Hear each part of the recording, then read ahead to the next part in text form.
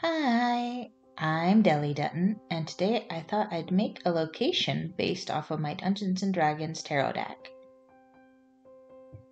I am finding these aren't the easiest cards to shuffle.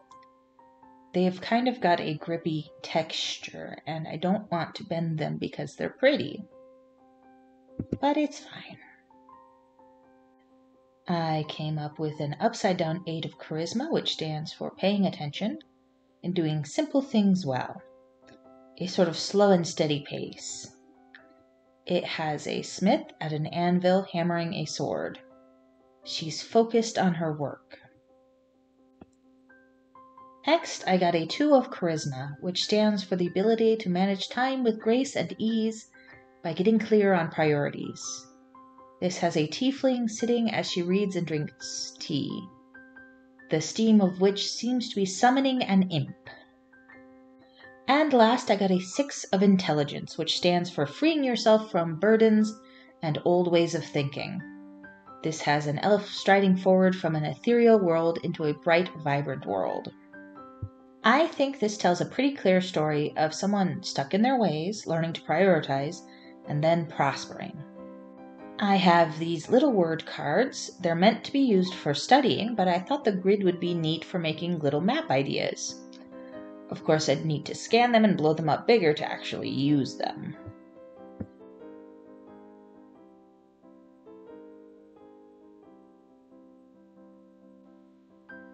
So, here's what I'm thinking. The first card is going to represent the location's past, and the second is going to be their conflict, and the third will be their future. So, this is a smithy workshop called the Melted Ore. This place was owned by a stubborn human named Trina. She comes from a long family of smiths with traditions that have been passed down for ages. Her daughter is a tiefling named Dovey.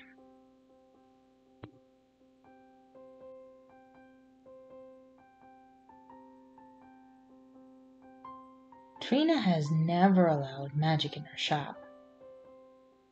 Not even a simple magic item to clean hands or start the hearth fire. She doesn't understand it, and it's not the way her family has done it, and so it's not the way she's going to do it.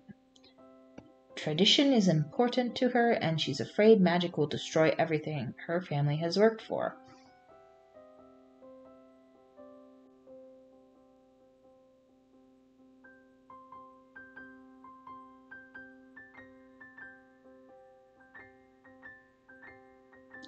Dovey, however, was born with magic and uses it like it's an extension of herself. She uses it without thinking. If she tries to avoid using magic, it slips out in unintended and sometimes dangerous ways.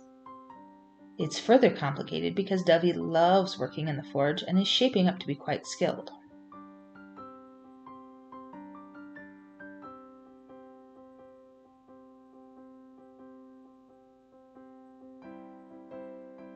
It grinds the smithy to a halt. After an argument that ends with an important commission melted into a table, Dovey runs away to stay with her friends.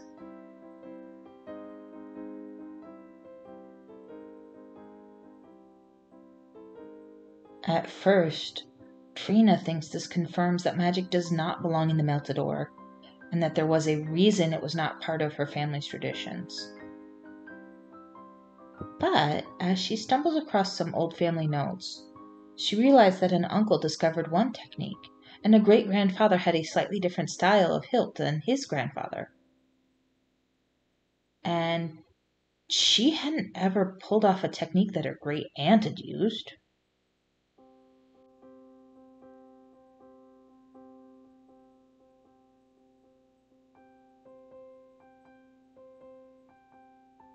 She realized that the important part of family traditions was the family, and if the traditions didn't grow and change, they wouldn't exist.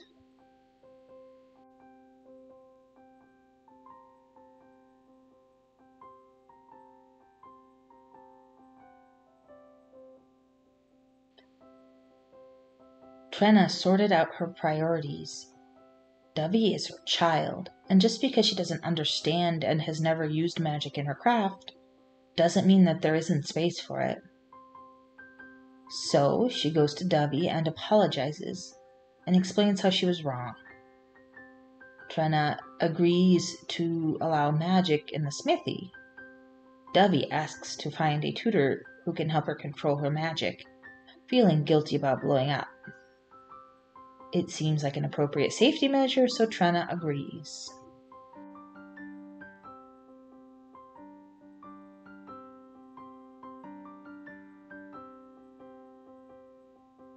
Dovey has delighted in this and is currently working on building some sort of automaton to help around town. Now the two are no longer fighting. Trenna's steady foundation and Dovey's enthusiasm work in harmony to bring new prosperity to the Meltador.